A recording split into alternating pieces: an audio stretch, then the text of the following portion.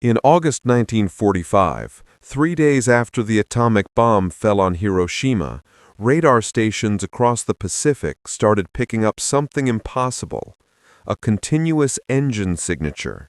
4 engines, moving at 180 miles per hour.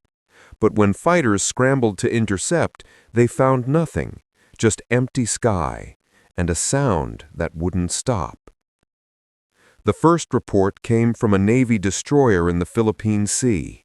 The radio operator heard it through his headset around 0300 hours, a low, steady hum, the distinct drone of aircraft engines, multiple engines running in sync. He stepped out onto the deck. The sound was louder outside, coming from directly overhead. He looked up. Clear night, full moon, perfect visibility, nothing there. He called the bridge. The officer on watch heard it too. They woke the captain. Within minutes, the entire night crew was on deck, staring at an empty sky, listening to engines that had no source. The sound moved, slowly, from bow to stern, like something was flying over them. The captain ordered searchlights up. The beams swept the darkness. Nothing, just stars and that relentless mechanical hum. The destroyer radioed nearby ships. A cruiser 40 miles east reported the same thing. An aircraft carrier 60 miles north confirmed. They were all hearing it, all tracking the same invisible aircraft. Radar showed a clear signature, size and speed consistent with a B-29 Superfortress, but visual contact was impossible. There was nothing to see. By dawn, 17 ships had reported the phenomenon. The sound moved in a pattern, north to south, then back again, like something was searching, patrolling. The Navy dispatched fighter planes. 6 Corsairs took off from the carrier USS Bennington. Their orders were simple: find the source, identify the aircraft, if hostile, engage. The pilots reached the coordinates within 20 minutes. They could hear it immediately, that deep, rhythmic drone, loud enough to vibrate through their cockpits. They spread out, searched the sky at every altitude. Nothing. One pilot dropped down to 500 feet, thinking maybe it was flying low. Another climbed to 30,000 feet. Same result. The sound was everywhere and nowhere, surrounding them, moving with them, but there was no plane. The squadron leader tried making radio contact. No response, just that endless engine noise. He circled back to the carrier and reported. Command didn't know what to make of it. Mechanical malfunction? Mass hallucination? Atmospheric anomaly? None of the explanations fit. The sound was too consistent, too real, too many people hearing the same thing in the same location. Then the reports started coming from land. Marines stationed on Saipan heard it. Army personnel on Tinian confirmed. Air crews at forward bases across the Pacific all reported the same phenomenon. A B-29 that wasn't there, flying patterns over the ocean, never landing, never stopping. Just that constant grinding hum of 4 Wright 3350 engines running at cruise power. Lieutenant Sarah Chen was a radar operator at Tinian's North Field. She was working the night shift when the signature appeared on her screen.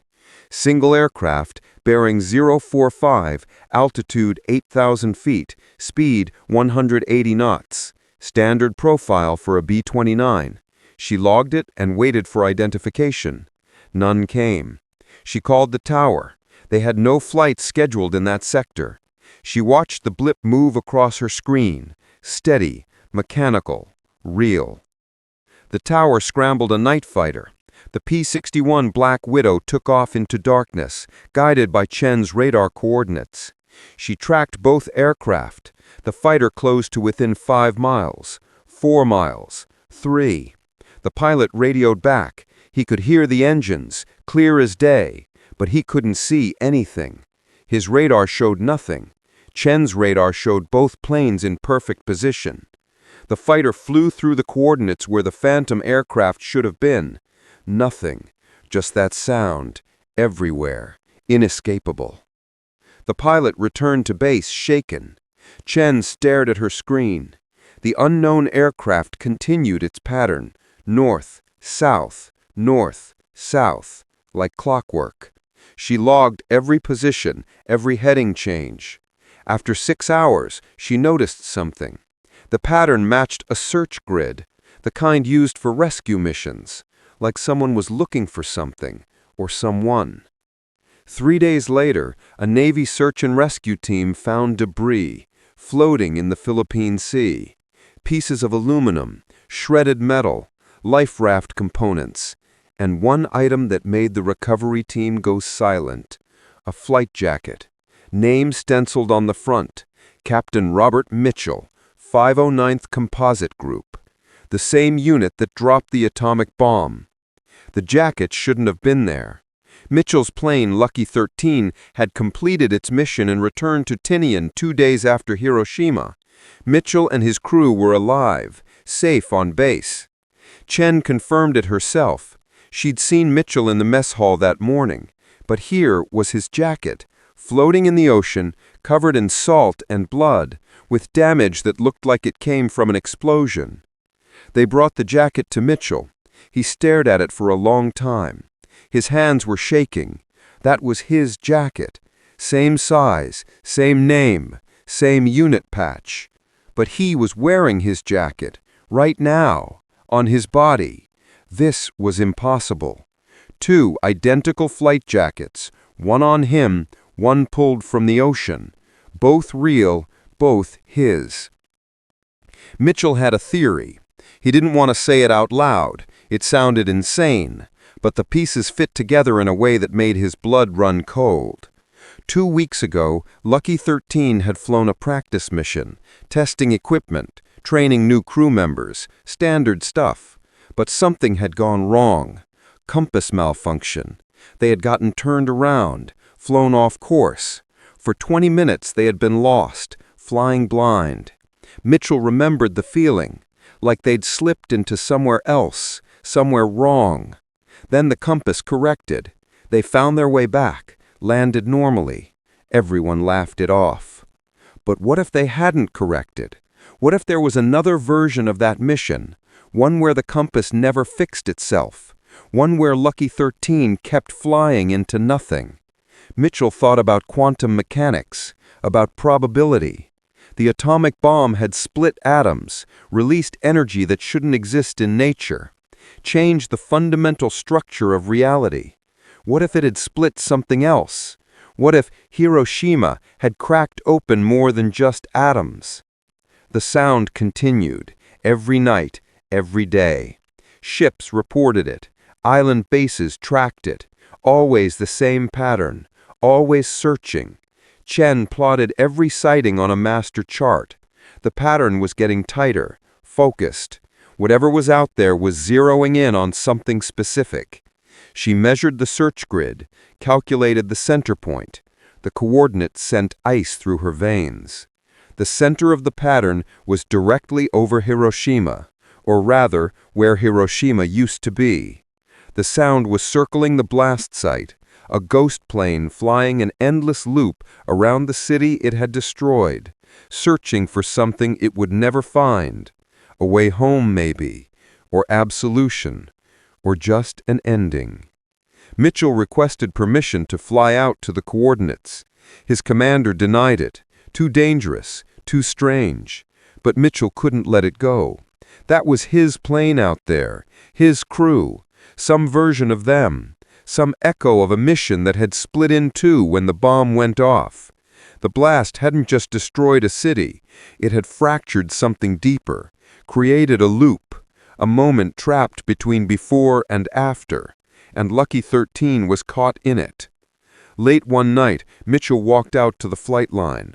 Lucky 13 sat on the hard stand. His crew chief was doing maintenance. Mitchell climbed into the cockpit, sat in his seat, put his hands on the controls. The metal was warm. That wasn't right. The plane had been sitting cold all day, but the controls were warm, like someone had just been flying, like the plane had just landed from a mission that never ended. He found something wedged in the control panel. A photograph. His photograph. The one he kept in his pocket. But when he checked, his photograph was still there. 2 copies. Both identical. Both real. The one from the panel was water-damaged, salt-stained, like it had been in the ocean. He heard it then, faint at first, then growing. The sound of engines, 4 engines, his engines, coming from above. He climbed out of the cockpit and looked up. The sound was deafening now, right overhead, moving, circling. He could feel the vibration in his chest, could smell aviation fuel on the wind, but the sky was empty. Mitchell told his commander everything. The jacket, the photograph, the vision. He expected to be grounded. Instead, the commander just nodded. He'd heard similar reports from other crews. Reality was thin near Hiroshima. Broken. Things slipped through. The 509th had physicists on staff. Mitchell met with Dr. Eleanor Walsh. She showed him calculations about dimensional fractures. The atomic bomb had released massive energy in a fraction of a second. That kind of power warped space, bent time, created what Walsh called quantum echoes, versions of events that almost happened. Lucky 13 had been near Hiroshima when the bomb detonated. The shock wave had split the probability of their existence. The version that made it home was Ontenian. The version that didn't was still flying. Walsh believed they could close the loop, collapse the echo back into a single reality. But it would require flying into the center of the pattern, into the heart of the distortion. Mitchell volunteered. His entire crew volunteered. The mission was classified. They took off at midnight. The flight took 2 hours. Mitchell could hear the sound before they reached the zone, that familiar engine drone, growing louder, resonating with his own engines. His instruments went hairy, compass spinning, altimeter flickering. They were entering the distortion. The air changed, thick, heavy. The stars outside looked wrong, too bright, too close. And ahead, Mitchell saw it clearly now. Lucky 13, his plane, flying the same heading, perfect mirror. He pulled alongside, saw himself looking back. The ghost Mitchell looked exhausted, hollow, faded. Mitchell tried the radio, static. Then his own voice. "We've been trying to land. Every time we descend, we end up back at altitude. We're stuck in the flight path, the approach to Hiroshima. The bomb trapped us in the mission." Mitchell understood. To break the loop, they'd have to fly through it, into the center of the blast pattern. He banked toward Hiroshima. The ghost plane followed. 2 versions of the same aircraft converging on the same impossible destination. The distortion grew stronger, reality splitting apart. Mitchell could see through it now. Multiple versions of the same moment, all happening simultaneously, all fighting to exist. The bomb site appeared below. A wound in the world, still burning, still exploding, frozen in the instant of detonation. Mitchell flew straight toward it, the ghost plane beside him, their engines synchronized. They hit the center together. White light, overwhelming. Mitchell felt himself split, multiply, collapse. Every version of this flight happening at once, the paradox of existence compressed into a single point. Then silence. Complete. Total. Everything stopped. Mitchell woke up in the cockpit. Lucky 13 was sitting on the hard stand at Tinian. Morning light. His crew was unconscious in their positions. The plane showed no signs of flight. Cold engines, like they'd never taken off. But Mitchell's hands were shaking, and in his pocket there was only one photograph now, just the original.